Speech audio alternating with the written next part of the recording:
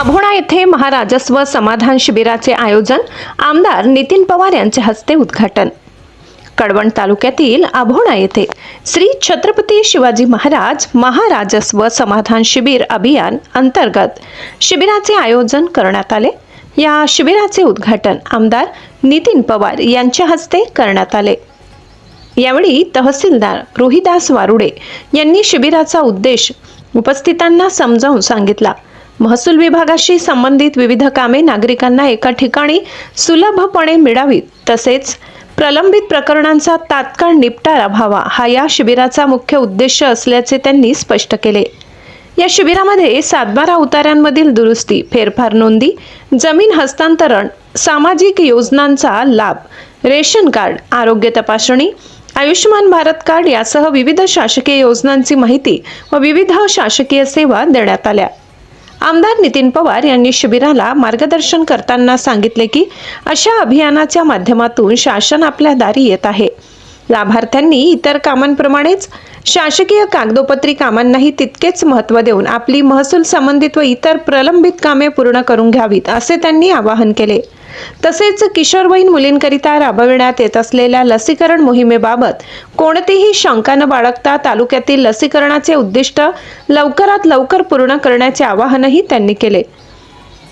कार्यक्रमाचे यशस्वी संयोजन अभोणा मंडळ अधिकारी विलास पगार यांनी केले।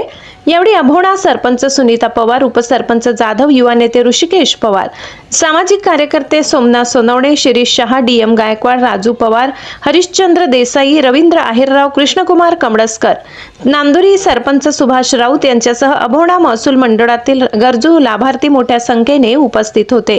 कार्यक्रमामुळे नागरिकांना विविध शासकीय सेवा एकाच ठिकाणी उपलब्ध झाल्याने समाधान व्यक्त करण्यात आले।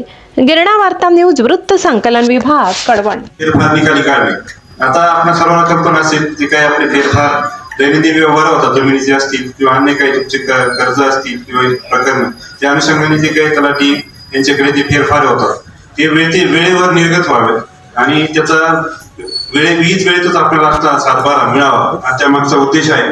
त्या अनुषंगाने आपण त्याची फेरफार अदालत आयोजित करतो आपण मंडळ स्तरावरती। त्यानंतर अभिलेख दुरुस्ती आहे। अभिलेख दुरुस्तीमध्ये तुमच्या 7/12 वरती काही चुका असतील, काही तुमचं नाव चुकलं असेल, वर्ग गटादार सदरी काही चुकलेला असेल किंवा इतर हक्कामध्ये काही चुका झालेल्या असतील, लेखनिक चुका दुरुस्त करण्याचं पण या शिबिरामध्ये आयोजन केलेलं आहे।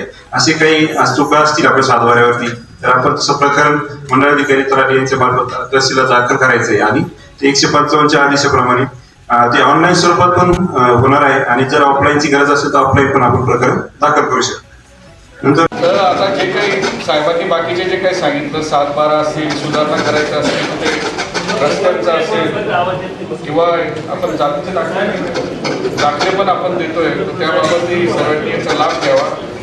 आणि विशेष करून मला एक सांगणं अजून आहे, काल आमची आढावा बैठक झाली, ते तुम्हाला बऱ्याच जणांना माहिती नसेल। आता का बरं लस घेतली मला हेच कळत नाही। तर बरेचसे सरपंच आले, जामशेदचं कुठे सर तुम्ही मुलींना लस का दिले 14 ते 15 वर्षाचे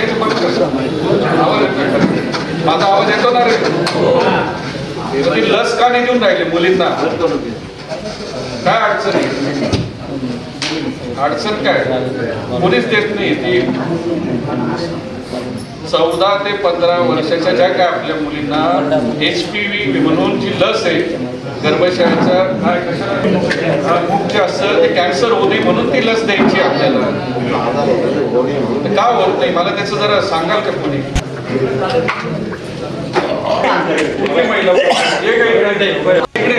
कोण सरपंच इकडे? तुम्ही पण तू पण इकडे दोघे का बरं होत नाही राहिले? आपल्या तालुक्याला किती झालं? एखादं झालं, 18 झालं, का होत नाही राहिलं? नाही ना भाऊ, ही गोष्ट पण पोहोचत नाही गाव पातळीवर, सांगायला पाहिजे ना।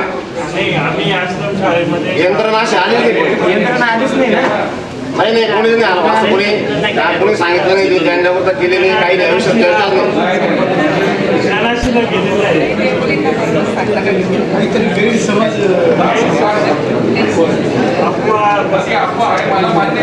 माझी विनंती महिला वर्ग पुरुष वर्गाला हे अशा कुठल्या आपल्याला विश्वास ठेवू नका। माझी तुम्हाला एकदम हात जोडून विनंती हो अफवाने आहे, पण डिपार्टमेंटची पण पोस्ट नाही. नांदूर तर माहितच नाही. नांदुरीला पहिले चालू करा. नांदूरला तर माहितच नाही, कोणाला माहित नाही. परिसरात माहित नाही, परिसरात माहित हे नाही. जामशेदलाही करा.